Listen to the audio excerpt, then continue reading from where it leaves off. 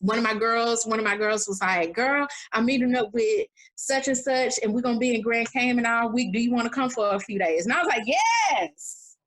So I was like, "Yes." I am doing something that's not going to constantly keep me in that grief mode. And I'm like, Yes. if my mama was alive, she would have loved this.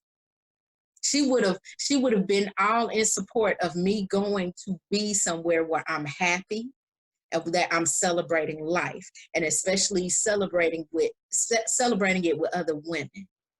So I Yes. think about, what would, if my mom was still alive and if she was in good health, what would she be doing right now? I can't afford to reflect on how my mom was in the latter part of her years, because that's not what Mm-hmm. it to be. My mama would have Mm-hmm. wanted to be out with family, so I try to go visit my family often. My mama would have wanted to travel, so I try to travel often. So I think it's my duty to not only fulfill my dreams, but I also have an opportunity to fulfill some of the dreams that my mom didn't get a chance to.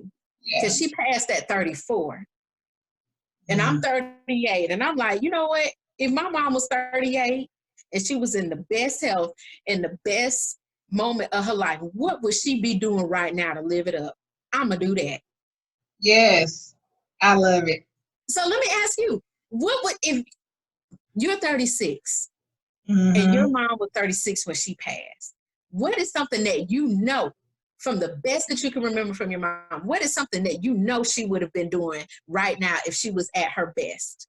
Baby, she loved to have fun. And that's me. And she loved kids. So anything dealing with kids, she Yes. wanted to do it. And so I tell people all the time, I said, my mom worked at Head Start. She worked there, and what was it? I said she worked at Head Start, but she also babysat her friends' kids. Like, we had two cousins that were twins. That my cousin would bring a chest full of their clothes and just drop them off at my mama's house, and my mom would just keep them. So I love doing stuff like that.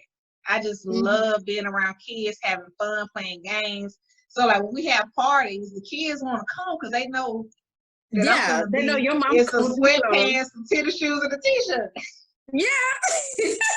because it's gonna be on and popping. And so, in the beginning phases, I did like look at the bad stuff, but then I Yeah. started realizing. I said, "That's not what she was. That was only 6 months of them 36 years of her life.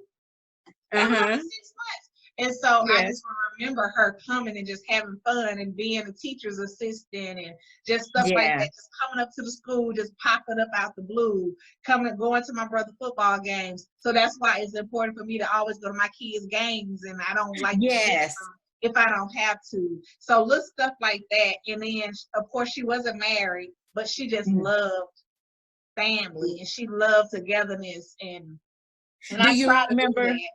Do you remember her eyes like lighting up? Like what expressions on her face and her demeanor? What do you remember from Girl, that? let me tell you, she loved to sing, so that would be one thing that get her excited. She Hmm. loved to sing, and one thing that I she didn't like taking pictures because she said that she didn't like being big, and so she didn't like taking Gotcha. pictures. And I Hmm. just got to the point where recently I Hmm. I like taking pictures, but I didn't want to take family pictures. Right. Unless it Okay. was just like with my husband and my kids. Like I didn't want to take any pictures with anybody else. And so it's just like little bitty stuff. Like I look just like her. Oh, okay. Yeah. And so the only difference is I got my daddy eyes, which his eyes are big and my eyes are big. But like with my mom, I look just like her. And sometimes I Hmm. can hear her voice coming out my mouth, and I'm like, Mary. But it's like all of those things. Like you said, I started saying, okay, you know what? Remember the good stuff, because remember the bad stuff is not going to change any. It's not going to change any of Hmm. that. Remember the good stuff, and then just live with that. Live with the good Hmm. memories. And I think about it. I'd be like, I know my mama right now. The way she loved kids, she would have moved out here And she would have been like, y'all can go on a date. I got my grandkids. Like, that would have been her. You know what? Since our daughter never got a chance to meet our my mother or my husband's mother, sometimes I find her asking about them. You know, she would say, "What was your mom like?"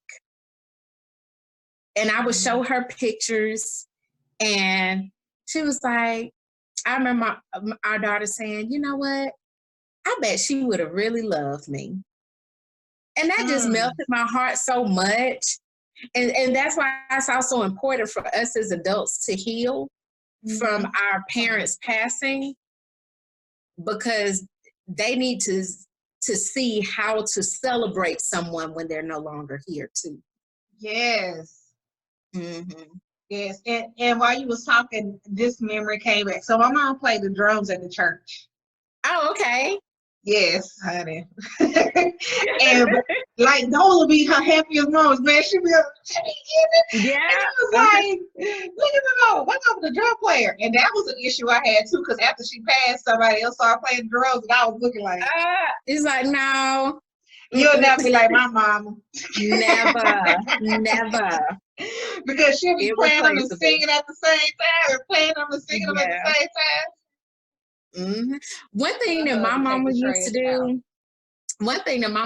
to do, she loved playing spades. Actually, my mama taught me how to play spades. Girl. I think I was 10, 11 maybe, but I felt like that was my rite of passage. Like, I felt like, okay. We just taught our kids. My youngest one is 8 and my oldest one is 13. Look at you. Hey, girl. Get on over there somewhere. Get out. Get. But we just taught them. And that's they of course they knew how to play Uno, but I told them, I said, we run a country. Yeah. And spades, that's what's popping. So we need y'all to know, so don't nobody be trying to cheat y'all when y'all get out there and play. Mm-hmm. Oh my goodness, that is such a good my mama and my uncle actually taught me. My uncle taught me. But my mom, we played with her at the house. And like 21, solitaire, like all those. Yeah. And you know what? It's great to see how we can reflect on the good memories, because it brings up that feeling of happiness. And I will say this, for the ladies that may be on, you may not have had any good memories from your mother. Oh, look, wait, I'm going to pause you 1 second. Hold up, y'all. Let me ask this question, because you about to go into the last question. Okay. What wisdom and knowledge can you share with others that may have lost their mom or is dealing with their mother's sickness, no matter what the sickness may be? Because you was about to get into it. I had to stop you from asking. That may have lost their mom or dealing with the sickness, their current no matter what it is.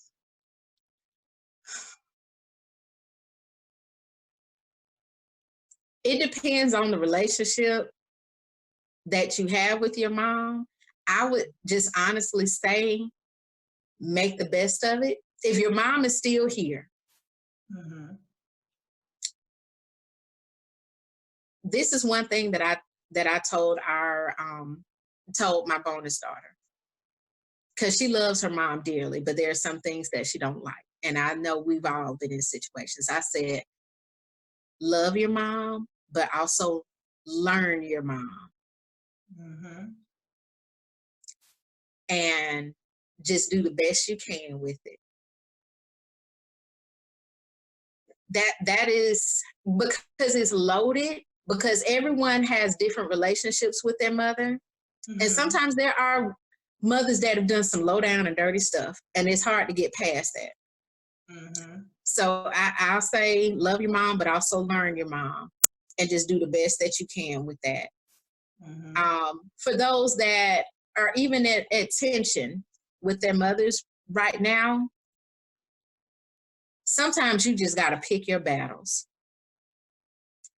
And sometimes you may be long overdue for a conversation, and you just have to ask God to show you what to say and how to say it, and be at peace with whatever happens at the end. I've seen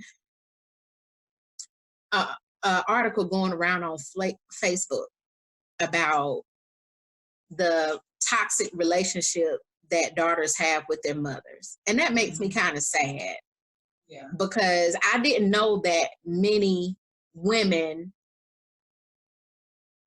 or it's almost seemed like mothers hated their daughters, but loved and babied their sons.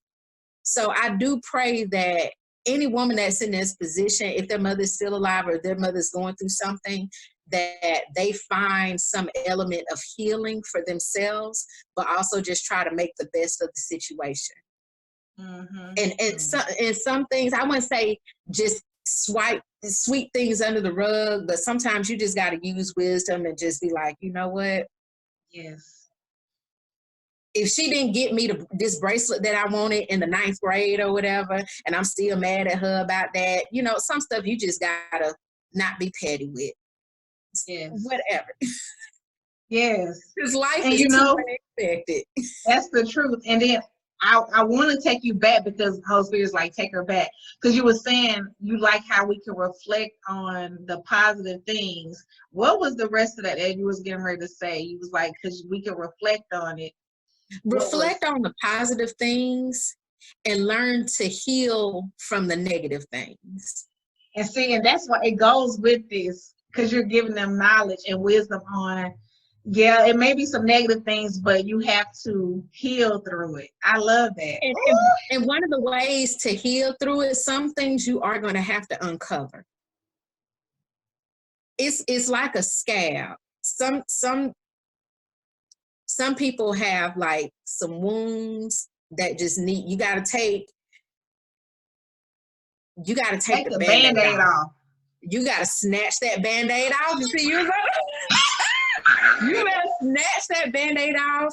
You got to pour some disinfectant on it. You got to let it air out. You can't cover it anymore.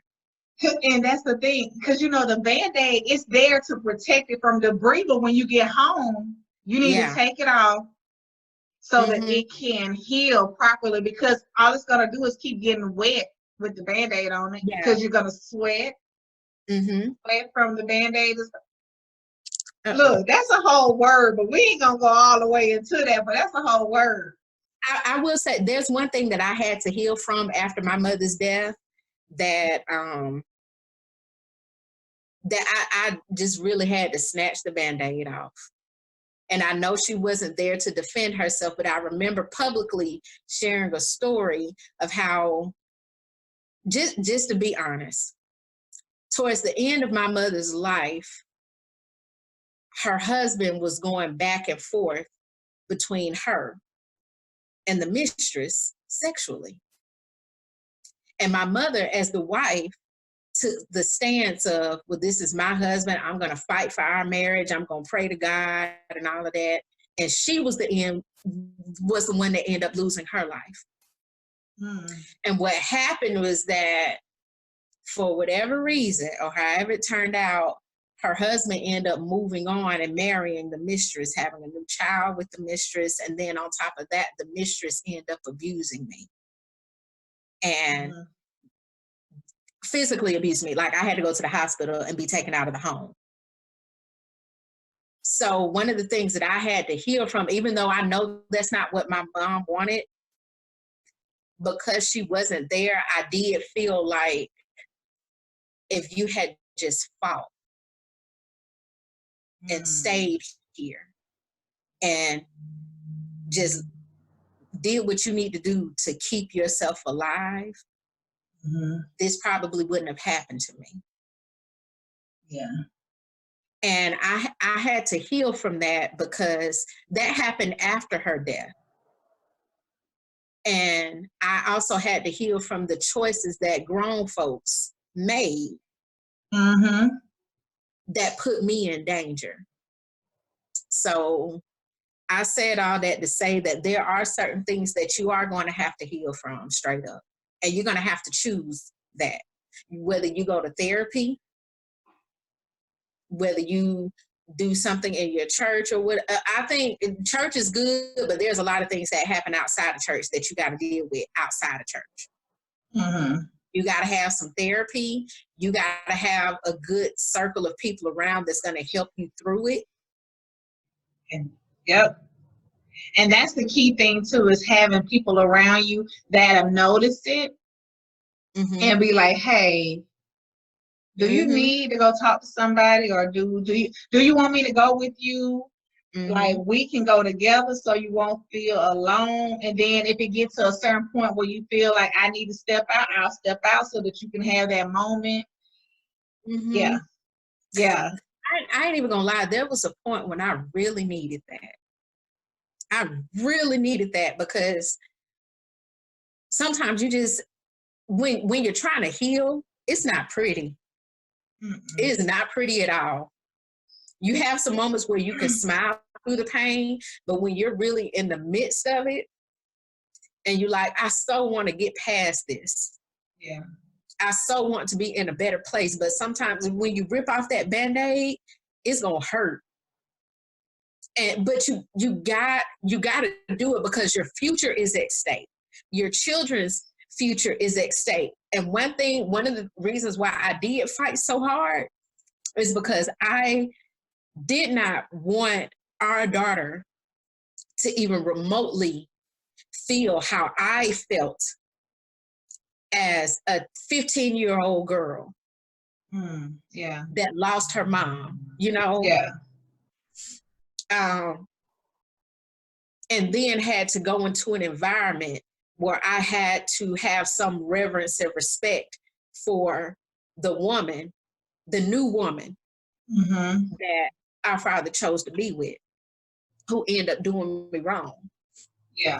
So it's so important, because I don't think it's all on our mothers, but I do think that sometimes we have to, in our learning curve, we have to keep in mind that even when we're going through some things, we got to have some people around us that's going to check us and that are for our healing.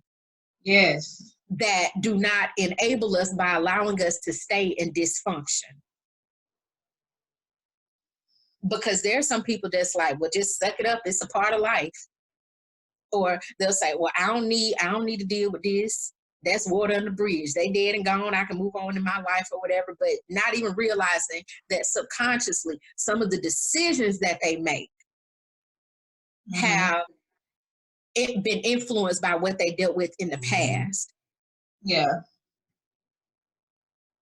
I know that at one point in my life, because I had father issues, the men that I chose to date. Uh-oh, you muted. Hold on. You some kind of way it muted you, girl. Yeah. So some of the things that I dealt with, some of the people, the men that I've dated was from my unhealed, hurt, broken people I ain't had no business being in a relationship with.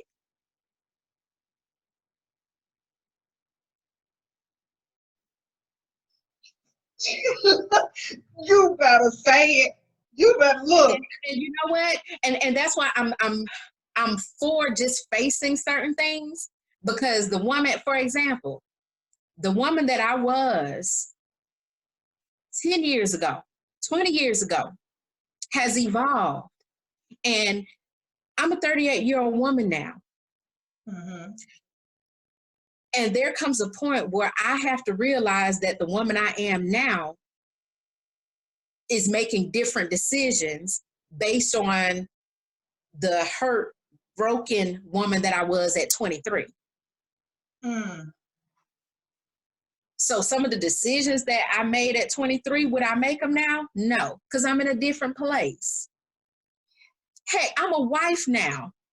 I'm a mother now. Yes. I'm a businesswoman. I am not a hurt 15-year-old trying to figure things out. Yes. I've had time to go through some things and choose to heal. And I haven't arrived. But it's like you have to choose. The deceit, even, I'm gonna just say this, even sometimes in marriage, I even had to apologize to my husband at certain points because I felt like, or he felt like I was punishing him for something that my stepfather did. And even now, even sometimes I have to say, look, this is a trigger for me. I know you ain't got, and you may not even realize that you're doing it, but this is a trigger for me because I've done my due diligence to heal from it. But I'm just saying, because what I went through, this right here, we got to address this. Because one of my fears also, one of the things that I saw that was very, very hurtful is when my mom passed, the man that she was with got married 6 months later. And allegedly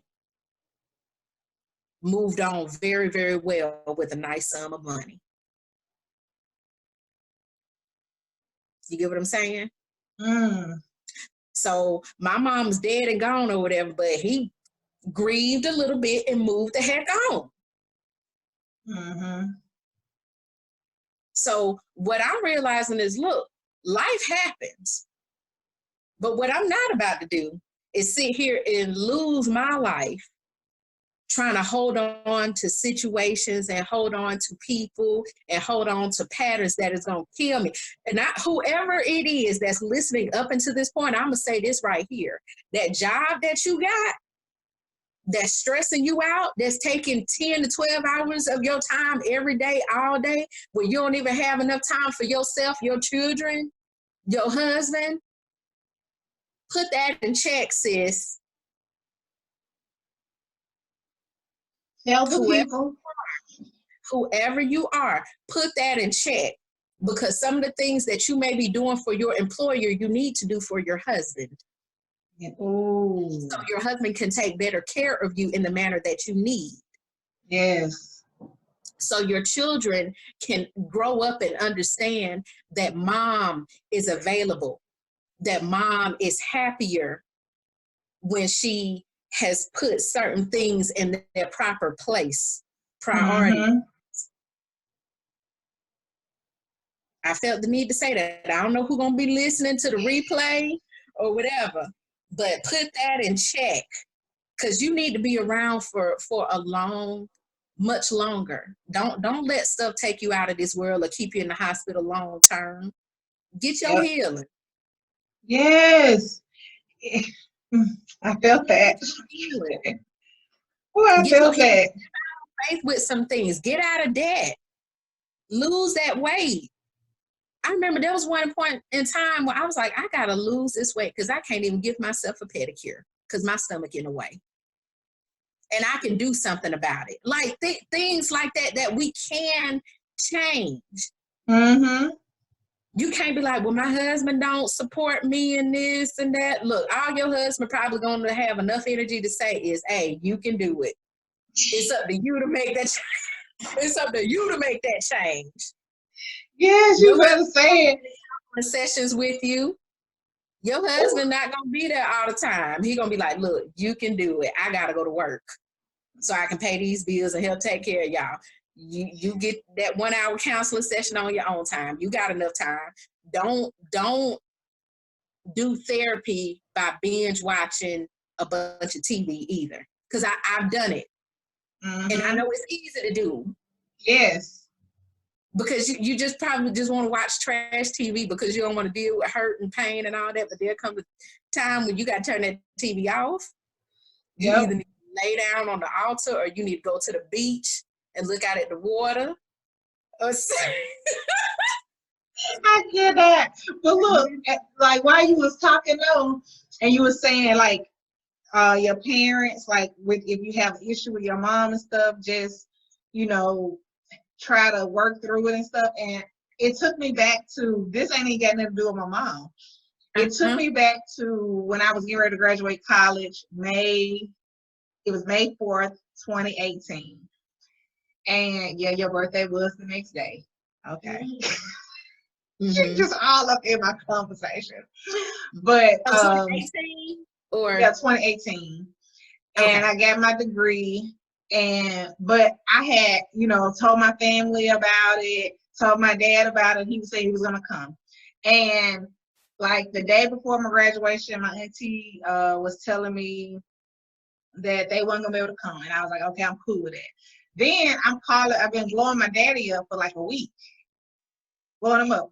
He doesn't respond. I end up finding out something about him, which I felt he could have called and told me about. And he didn't show up, and I took it really hard. Like I cried so bad the day before. I was like, he don't love me, and I was going off.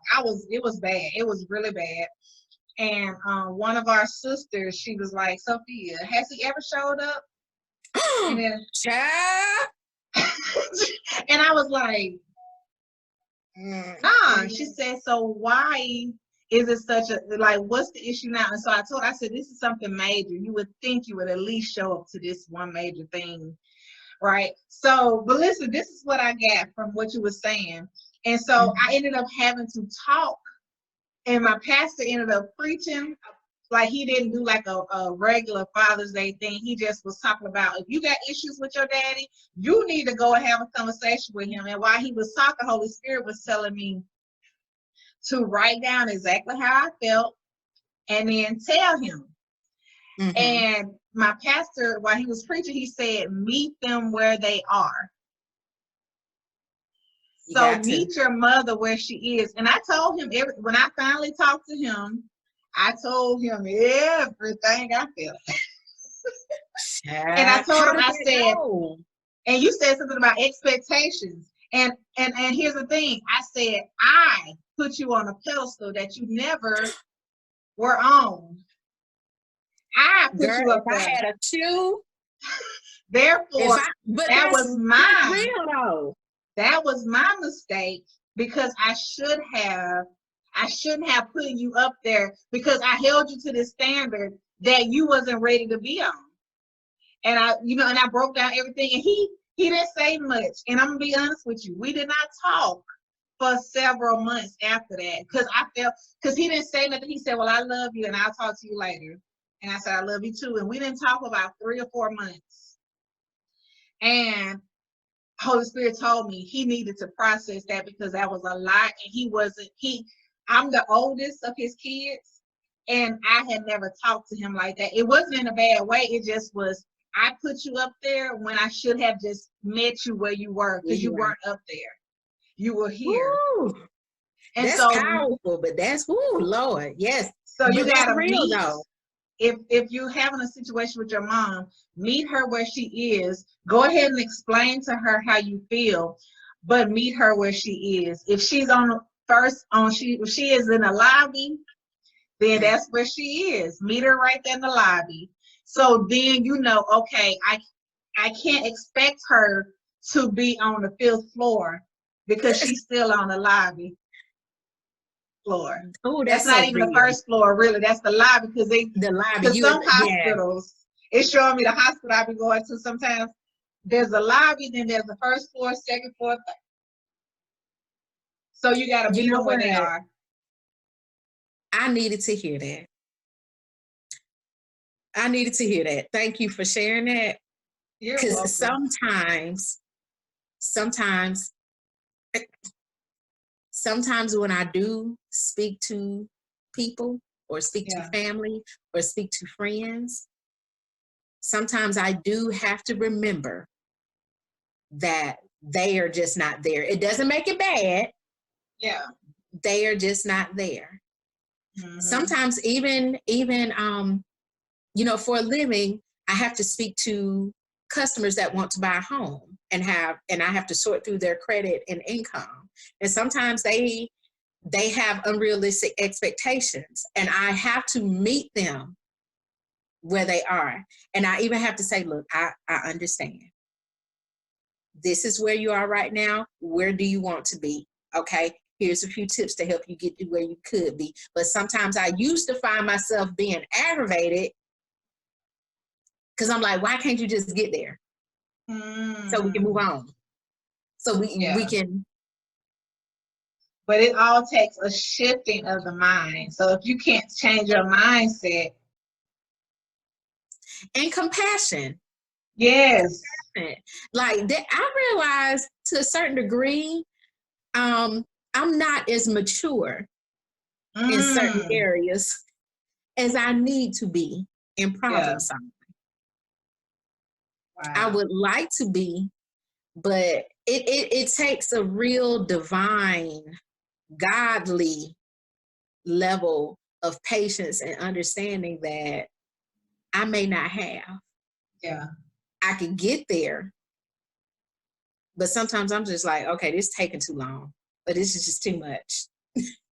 Yeah. I don't want to deal with this because it's going to take up too much of my time and too much of my energy. But sometimes you do have to look at that relationship.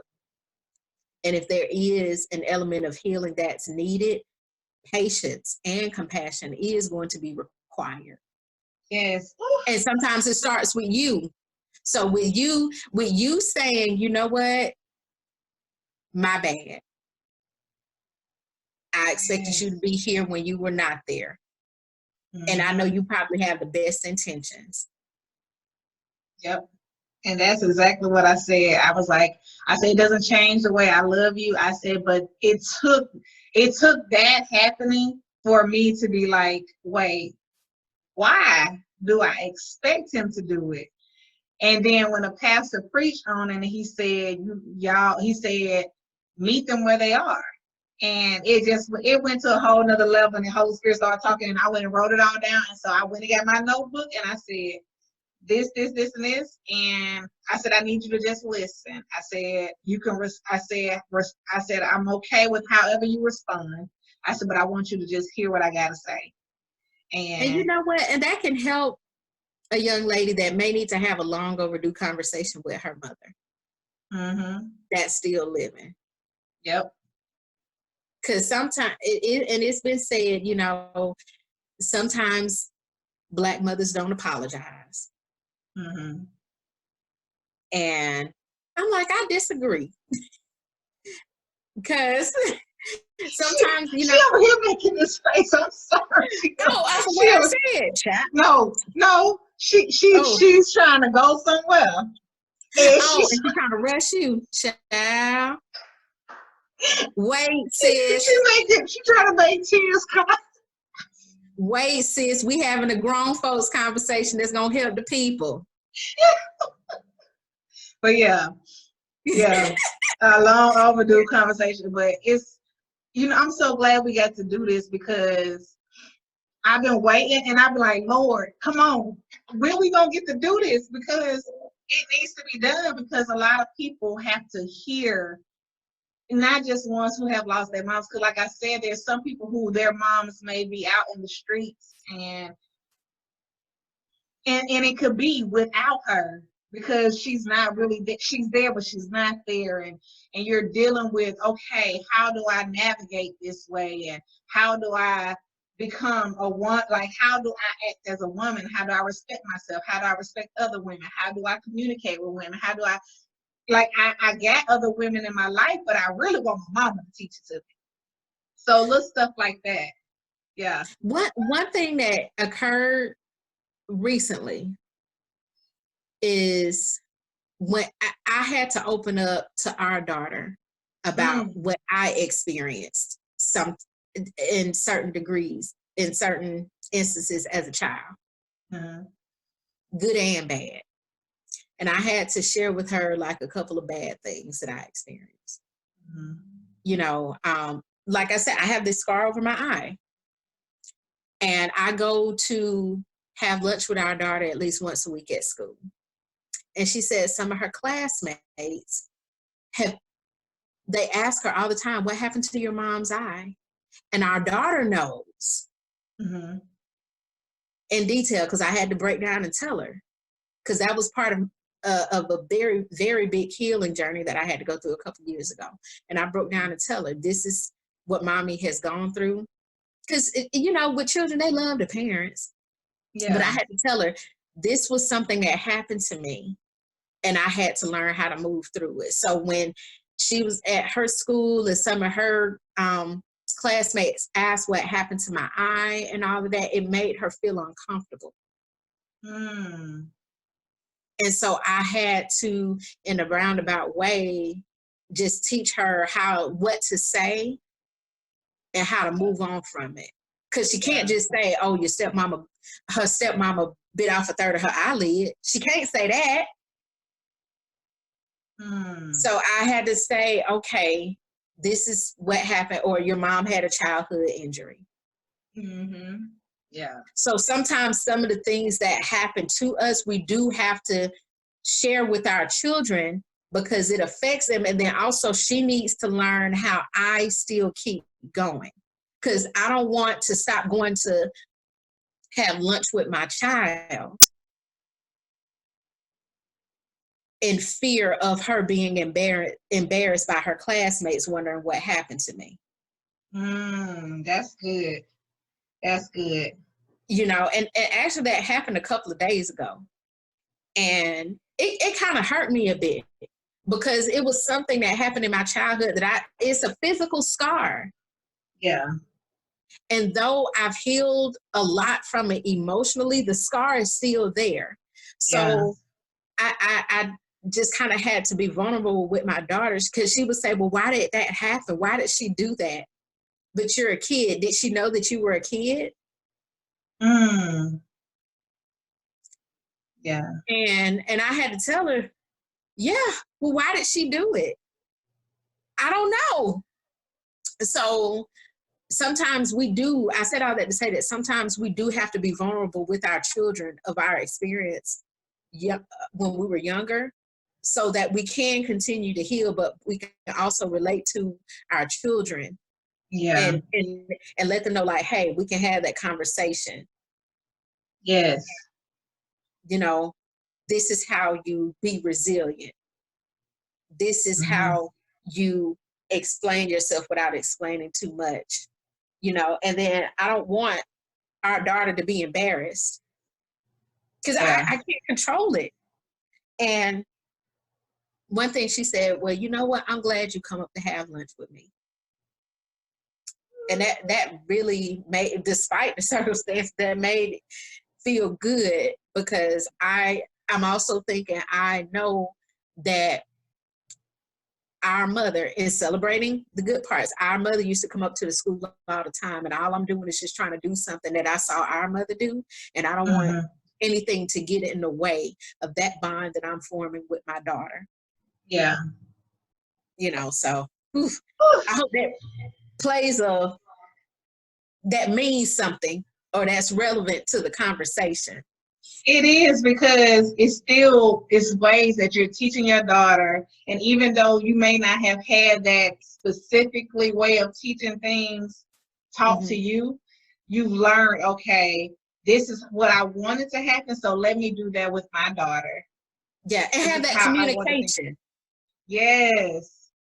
And I can only imagine, like, maybe there are some mothers out there that were probably raped or molested or beaten. And they may not have shared that happened to them. Yeah.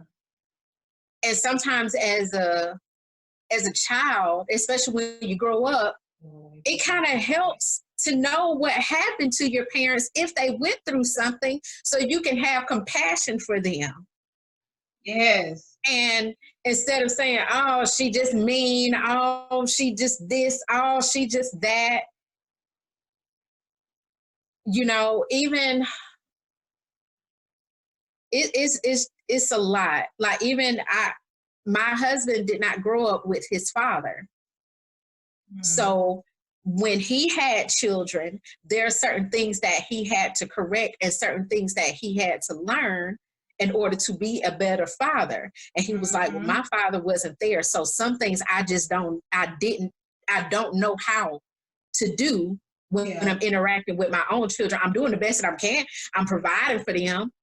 I'm doing this, but sometimes they need your presence.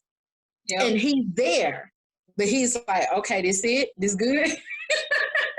But, you know, he's like, I'm proud of myself because I'm doing more than what was done for me. Yeah.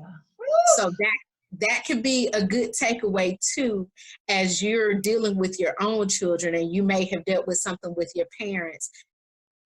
be thankful that you're in a position that you can do for your children what you may have missed out on. Yes. Girl, I'm so happy that you was able to do this. And I feel like you're getting even some healing now just talking about some of it. And I'm so happy. I'm so happy. I am too. I needed this because, you know, it's so like in the days of social media, it's a lot of broken women out there that are hiding behind what they post on social media, and that they're not willing to be vulnerable. You know, and say, hey, you know, I'm cute and I'm doing this, I'm doing that, I'm making big moves, but this is what I've had to overcome. Yeah. You know, a lot of people see me out here traveling with our daughter, doing certain things, but may not understand the level of healing that I had to go through to even do that. Because there's so many provisions and sacrifices that I've had to make to even be out here to where I can say, hey, Hannah and I are doing this, or we're doing that, or I'm doing this. Like the amount of healing to get to a certain level or to get to a certain place that you've always dreamed of being, there's going to come some healing and some sacrifices so you can be well adjusted to be at that point. Yes. I want to have more children, but I want to make sure that I'm in a place where I can be thankful and spend time with the children that I do have. I want to have a long-lasting marriage, a relationship, but I know there are going to be times, there's going to be peaks and valleys. And certain things, in order to get to that point, because that's what they don't tell you when you make it to 40, 50 years. They may say, oh, you got to forgive, you got to do this, you got to love each other, you got to pray and all that until it's actually time to do it. And see, that's why when I talk about it, it's because I've already been through it. And therefore, I can tell you, baby, yeah, it's easier said than done, but you can do it though. You can do it. You can still do it. It's hard. It's going to hurt. It's going to be painful. You're going to come to realization that it really wasn't your friend and you thought it really was. I will also want to touch on this, and this probably is for another video. One thing I also had to learn is also in being a married woman, I had to also learn how to adjust in my growth as I became a wife and became a mother, still doing the healing while being in my role. We're going to do another video. We ain't going to go into that. I'm going to write I got the title right now. Yes. Oh, this is good. We can't do this one today. We ain't going to be able to do it because I got the topic already. I got a topic, and I can't tell y'all because I'm going to talk to her about it later. Yeah. This has been really good. I'm so glad we did this, and I hope this has been like very, very helpful. It is. And I feel like the people that's going to hear it and going to get to see it, they're going to be like, wow. Because I think you haven't, only your closest friends know a lot about this. So you hadn't really came out and told anybody, like talked about this like this, have you? Not really. No. No, actually, no. Because I was like, I don't think you, because when you do talk about little things on Facebook, you give a little snippet. I said, there's more to that. There's some stuff that you got to bring on up out of there and release. Yeah. One thing that I know for a fact is everything that we go through, everything we have gone through, in the big scheme of things, is going to help other people and also help set them free. Yes. Some people may not be ready for that freedom. You know, there's some people that really want to hold on to what my mama did or didn't do, what my daddy did or didn't do. There comes a point where you do have to let that go so that won't affect what you have going on in the future. because it hinders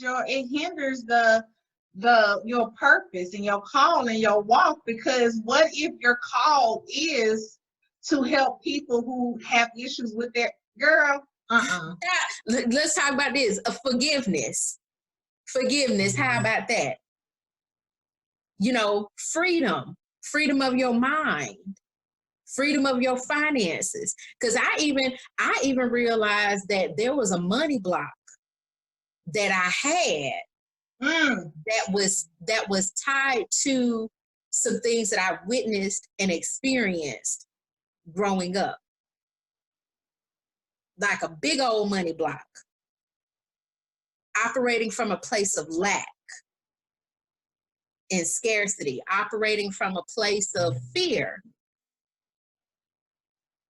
Woo. Child, get your healing so we can move on, because there's some things, get your healing, because there's some things that's supposed to get done. And it's going to require healing, and it's going to require money, and it's going to require you to have a good support system in order for you to do it. Healing also puts you in a place where you can choose as best as you can. You can choose the right people to be in your circle for that next level. Jesus. Because everybody can't be there. You about to, hey. Because I done got another one. Another topic. Yes. Wouldn't it be great if we did like a monthly video segment on different things? Yeah, and put it on the podcast, and then we can put it on Facebook. Well, we'll put we're gonna talk, y'all. Look, I'm gonna have to go on and end the podcast because my poor baby, she came over here sniffling next to me. Okay, we done. We almost done. I'm sorry, kept your mama on here for about an hour. How long has it been? About an hour? It's been a little longer. Child. But it's okay because there's been one where I just wanted to keep going until like it got to a stopping point, and then doing 2 parts. So doing 2 different days with it. But this is what I wanted to get you to do.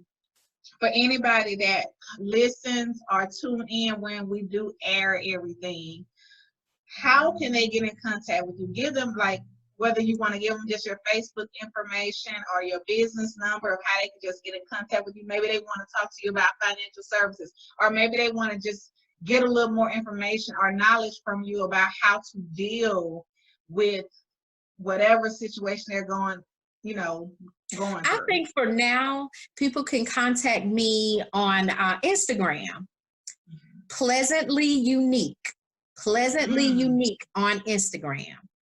Okay. Yes. And I'm Shirhonda Everson, SHIRHONDA Everson, EVERSON. You can find me there on Instagram or on Facebook. I don't accept everybody's friend request. However, I do allow you to follow me on my public posts. Yes. Woo! Thank you so much, my beautiful sister. Like, to be honest, we hadn't really had these conversations when we first met. Like, we just got like this over the last couple of years. Yes. And I always, you know what? And it's funny because when we were in college, I always felt like you were like, there was a closeness that we had, even though it didn't manifest yet. I always feel like, you know how there are certain people that you just know you're going to be in their life later on in your life. Yes. I always felt that about you and a couple other people that I've gone to college with. And I'm so thankful for our friendship. I'm so thankful for our bond. And I really do appreciate you helping me through certain points. Yes. It's much appreciated. You are awesome. Girl, look, don't Hold it.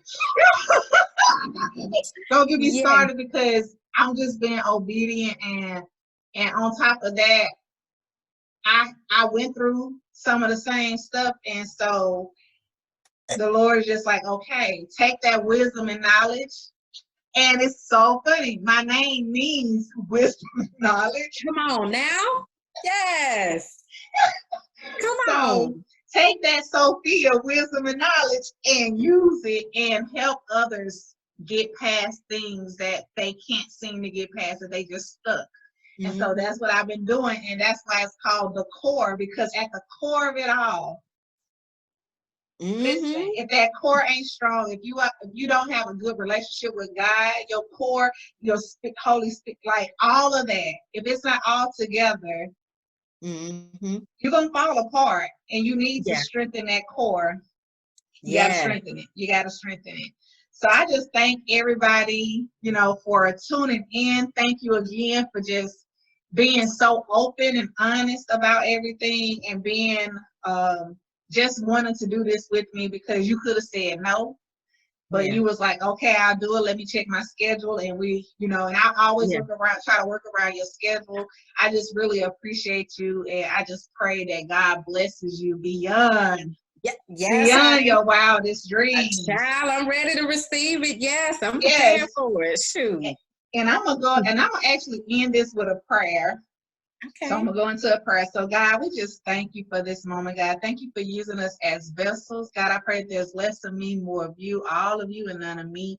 That each and every person who gets to catch the replay, each and every person who tunes in, each and every person that hears it or watches it on YouTube, God, that they receive it in the way that it was intended. And even though some things may have gone in one direction, but those people that's gonna listen, it's gonna be for them, not just because they're without their mother or without her, but it's just the thing of just building their relationships with their parents, and also building their relationship with you, because at the core of it all, you are there. You are a protector, you are a provider.